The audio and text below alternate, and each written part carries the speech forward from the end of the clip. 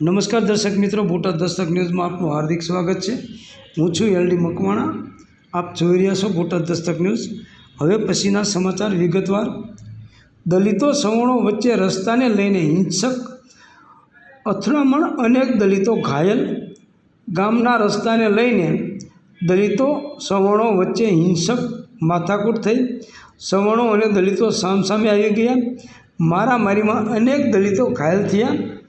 જાતિવાદનો ગઢ ગણાતા ઉત્તર પ્રદેશમાં દલિતો પર હિંસાની વધુ એક ઘટના સામે આવી છે।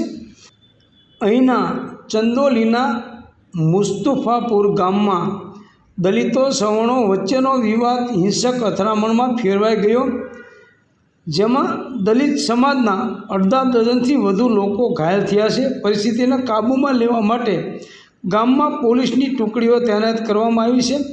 વહીવટીતંત્ર આ મામલાની તપાસ કરી રહ્યું છે। મુસ્તફાપુર ગામમાં બે સમાજ વચ્ચેનો વિવાદ સોમવારે હિંસક બની ગયો હતો। અહેવાલો અનુસાર સવર્ણ જાતિના લોકોએ દલિતો પર હુમલો કર્યો હતો, તેમના પર ઈંટો અને પથ્થરો ફેંક્યા।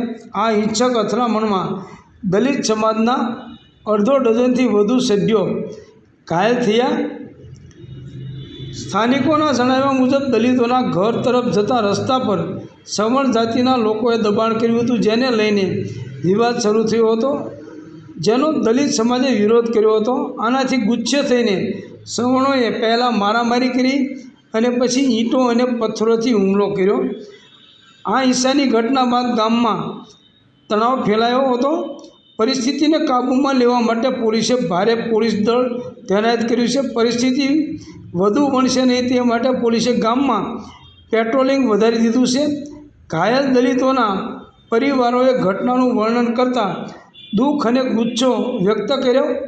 તેમણે કહ્યું, અમે શાંતિપ્રિય લોકો છીએ, પરંતુ અમને સતત દમન અને હિંસાનો સામનો કરવો પડી રહ્યો છે। અમે ન્યાય ઈચ્છીએ છીએ, ગુનેગારોને સજા મળે। જોકે સદર પોલીસ સ્ટેશનના પીઆઈ એ આ બાબતે કોઈ નિવેદન કરવાનો ઇનકાર કર્યો હતો। તેમણે જણાવ્યું હતું કે તપાસ ચાલુ છે અને પરિસ્થિતિ પર નજર રાખવામાં આવી રહી છે। સ્થાનિક વહીવટીતંત્રે આ બાબતને ગંભીરતાથી લીધી છે અને કહ્યું છે કે ગુનેગારો સામે ટૂંક સમયમાં જ કડક કાર્યવાહી કરવામાં આવશે। જોકે વિસ્તારમાં હજુ પણ તણાવ યથાવત છે અને ઘણા પરિવારો ડરી ગયા છે। આવા વિવાદોનો વારંવાર ઉકેલ ન આવવાને કારણે ગ્રામીણ વિસ્તારોમાં તણાવ વધી રહ્યો છે। અધિકારીઓએ લોકોને શાંતિ જાળવવા અપીલ કરી છે અને કહ્યું છે કે કોઈપણ પ્રકારની હિંસા સાંખી લેવામાં આવશે નહીં। જ્યારે સ્થાનિક વહીવટીતંત્રે તમામ પક્ષોને સંયમ રાખવા વિનંતી કરી છે, જેથી પરિસ્થિતિ વધુ બગડતી અટકાવી શકાય। Botad Dastak news, L D Makwana, Botad.